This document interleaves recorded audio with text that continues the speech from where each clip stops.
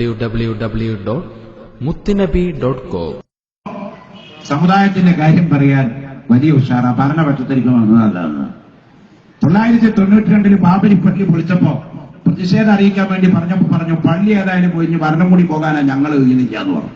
ഞാൻ കുറ്റം പറയാനല്ല, ഇനി ആരെങ്കിലും ഇതിന്റെ പേരിൽ എന്നെ തൂക്കിക്കൊല്ലാൻ വരികയാണെങ്കിൽ ഏറ്റെടുക്കാൻ ഞാൻ തയ്യാറാണ് കേട്ടോ. ഇപ്പൊ പറയണു കാന്തപുര അബൂബക്കർ മുസ്ലിയാരെ പുതിയാപ്പിള വിളിക്കണ പോലെ വിളിക്കണോ ഞങ്ങള് സമുദായത്തിന്റെ കാര്യം പറയാൻ?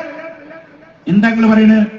നമ്മൾ മുസ്ലിങ്ങളൊക്കെ ഒറ്റക്കെട്ടായി നിന്നിട്ട് ഇവിടെ സമരം നടത്തണം പോലെ വിവരക്കടല്ലോ ഇത്.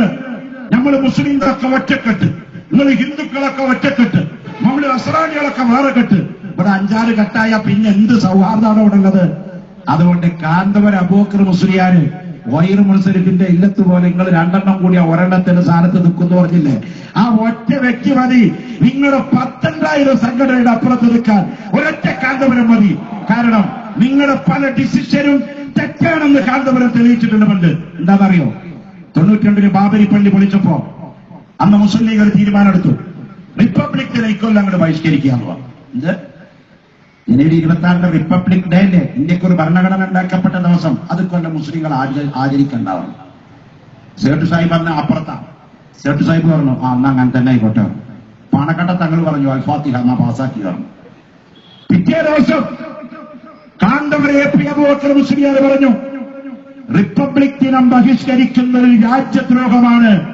ആ ബോധം അതിന്റെ ഉള്ളിൽ ആർക്കും ഉണ്ടായില്ല. കാന്തപുരത്തിന്റെ ബുദ്ധി നിങ്ങളുടെ ബുദ്ധി തമ്മിൽ ജമ്മിന്റെ കസറിന്റെ വൈദൂര. അതുകൊണ്ട് കാന്തപുരം പറഞ്ഞു റിപ്പബ്ലിക് ദിനം ബഹിഷ്കരിക്കുന്നത് രാജ്യദ്രോഹ ക്രിമിനൽ ഒഫൻസാണ്. ഞാനില്ലാതെ സകലം ഉള്ളിപ്പോകും. ഉടനെ അവര് കൂടി മുഷാവറ കൂടിയിട്ട് പറഞ്ഞു, കാന്തപുരം പറഞ്ഞു എന്ന് പറഞ്ഞില്ല, നമ്മളാ തീരുമാനം പിൻവലിച്ചു. അത് പറയാൻ കുറച്ച് വിഷമമാണ്, എന്നാലും പിൻവലിച്ചു.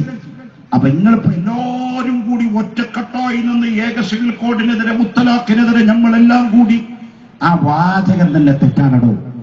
ഇവിടുത്തെ പട്ടികജാതി ആദിവാസി പിന്നാക്ക ഗോത്രവർഗ പാവപ്പെട്ടവരെ മുഴുവൻ ഒരുമിച്ച് കൂട്ടിക്കൊണ്ട് ജനാധിപത്യ മതനിരപേക്ഷതയിൽ വിശ്വസിക്കുന്ന സകല രാഷ്ട്രീയ മതവിശ്വാസികളെയും അല്ലാത്തവരെയും ഒരുമിച്ച് കൂട്ടിക്കൊണ്ടുള്ള ഒരു മുന്നേറ്റത്തിലൂടെ അല്ലാതെ ന്യൂനപക്ഷത്തിന്റെ പ്രശ്നം ഇന്ത്യയിൽ പരിഹരിക്കപ്പെടില്ല.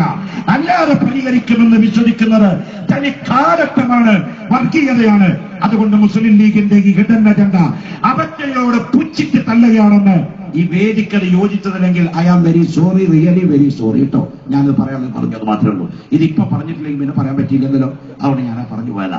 അതുകൊണ്ട് ഈ എന്റെ പ്രസംഗം കേട്ട എല്ലാ സഹോദരന്മാർക്കും നന്ദി രേഖപ്പെടുത്തുന്നു. ലോക സമസ്ത സുഖിനോ ഭവന്തു. ലോകത്തിലുള്ള സർവ്വ മനുഷ്യർക്കും സുഖമുണ്ടാവട്ടെ. അത്യുന്നതങ്ങളിൽ ദൈവത്തിന് സ്തോത്രം, ഭൂമിയിൽ സന്മനസ്സുള്ളവർക്ക് സമാധാനം. മത്തായി സുവിശേഷം 18-ാം അധ്യായം 20-21 വാചകം. വആഖിറു ദഅവാന അനിൽ ഹംദുലില്ലാഹി റബ്ബിൽ ആലമീൻ.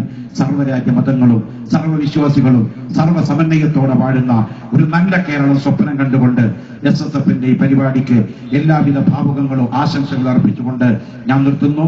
നിങ്ങൾക്ക് എല്ലാവർക്കും നമസ്കാരം. അസ്സലാമു അലൈക്കും വറഹ്മത്തുള്ളാഹി തആല വബറകാതുഹു.